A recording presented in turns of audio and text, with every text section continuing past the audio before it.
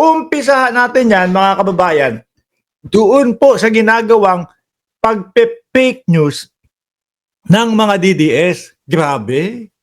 Ano ba naman kayo? Hindi ba kayang mag-hire ng kahit nung editor na talagang napakagaling para hindi nahahalata yung inyong pami-make news at yung inyong mga ine-edit na mga video? Bakit to, mga kababayan? Kasi yung nangyari po, no, na campaign rally na kasama po si Pangulong Bongbong Marcos, inedit na naman nila. Ito kailangan ng matalas na pandinig ho, mga kababayan, ha. Kailangan talagang i-check nyo, no? O pakinggan yung maigi, no? Kasi nandito medyo malakas yung medyo malakas yung music, no? At tapos biglang naiba yung pinakatunog niya. Sa madaling salita po, ang ginawa, mga kababayan, ay eto. Panoorin ho natin. Manatiay-ayatin ang Pangulo Ferdinand Romualdez Marcos Jr. Narinig nyo ha, mga kababayan ha. Pakinggan nyo lang ho.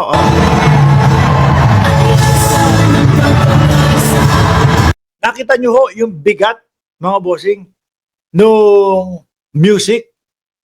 Nakita nyo po kung gaano ka talagang, talagang ang maririnig mo, halo-halo eh. Kasabay nung malakas na music, mga kababayan. Oh.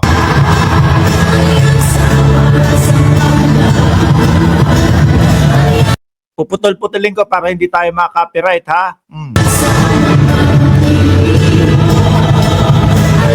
O, ayan, kumakamay ang ating Pangulo.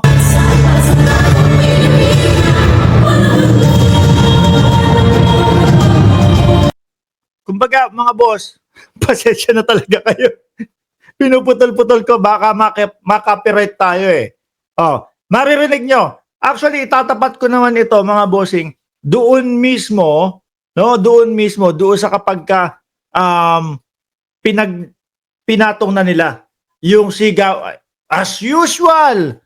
Paulit-ulit at pareho lang ho. Yung Duterte, kala mo iisang lang ang ginagamit nila. Iisang background na Duterte ang ginagamit nila. Pare-pareho, kaya po sila nahahalata, mga bossing. Oh.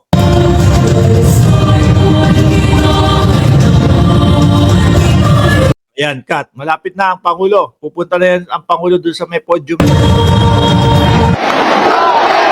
Narinig nyo, mga kababayan? Biglang naiba po yung dagundong nung tunog o nung music. Tapos biglang pasok, biglang inedit po yung Duterte. Biglang sinalpak po yun. Atras natin onte, ha? Ayan ang Pangulo. Pakinggan nyo yung pinakadagundong nito, ha? Bigla, saktong-sakto, biglang namatay yung music, no? Kung saan talaga nandoon ang Pangulo. Tapos, sakto naman, sigaw ng Duterte. Sabi ko sa inyo mahihina po ang tuktok na itong mga to eh. Mag-e-edit na lang, halatang halata pa ho. No, ulitin ko, atras ko, para talagang maipaliwanag at maiparinig nating maigi kung ano yung sinasabi ni Mark Ramos na edit. Pakinggan nyo po, habang naglalakad ang Pangulo, yung dagundong ng music at biglang mawawala at biglang pasok ng Duterte.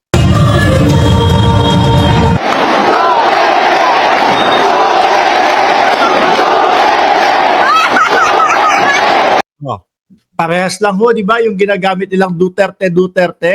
Ngayon, bakit Mark, bakit palingon-lingon ang Pangulo? Parang tinitignan niya at nakikinig siya doon sa isinisigaw. Yung nakita ko po dito, hindi gumagana yung mic na nasa harapan niya. No?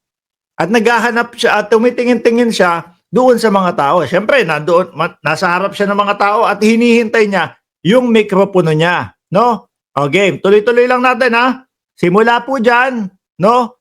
Sa pagbabago ng music hanggang matapos po yung Duterte nila.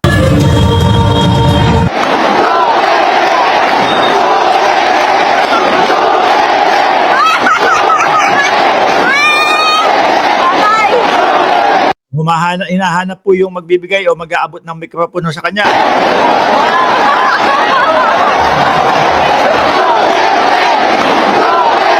Yan po. Narinig nyo yung pagkakaiba po ng Duterte, pagkatapos po, pagkaabot ng mic, pag nakita na nila, itinapat ng editor nito, no? Itinapat ng editor na to, yung saktong magsasalita na ang Pangulo. Maiiba na naman po yung tono, maiiba na naman po yung dagongdong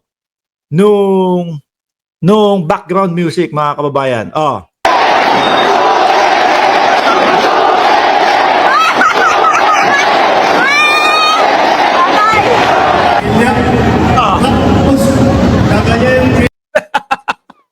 Ay nako po.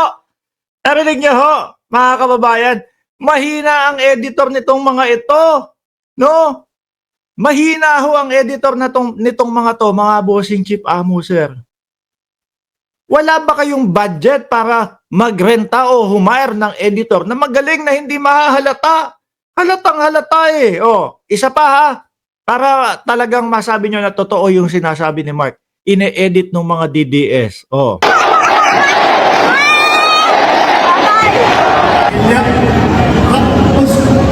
Nakita nyo? Yung Duterte, malinis. No? Walang ugong. Tapos, yung ibabalik na nila, yung tunog kung saan talaga nandoon ang Pangulo, maugong na ulit. Ay, magaling. No? Magaling. Paano ba naman, no? Wala kasing sumasama doon sa kanilang mga rally eh. Kaya ang ginagawa nitong mga to, yung rally na kasama si Pangulong Bongbong Marcos, ine-editan nila, nilalagyan nila nung mga kagaya niyan, nung mga nirecord nila na Duterte. Ang dali lang ho niyan, mga bossing. Dito po kami meron kaming editor dito, no? Meron po kaming ginagamit na tool, yung Filmora ho. Sa Filmora, may 3 linya ho yan, mga kababayan. Napakadali lang. Unang linya, yung video. Yung ikalawang linya, sa ilalim, pwede kang maglagay nung kung anong background ang ilalagay mong tunog. Tapos, ang gagawin mo, yung sa video, ibababa mo para isa-silent mo. Ang gagawin, napakadali, no? Yung mismong palingon-lingon si Pangulong Bongbong Marcos, ikakat mo yun, tapos ibababa mo volume nun. Wala nang volume yun.